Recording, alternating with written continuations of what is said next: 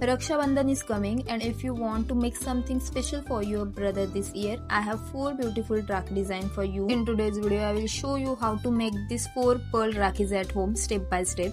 They are easy to make, look beautiful, and you can customize them with your favorite color and beads. So let's start with the first one.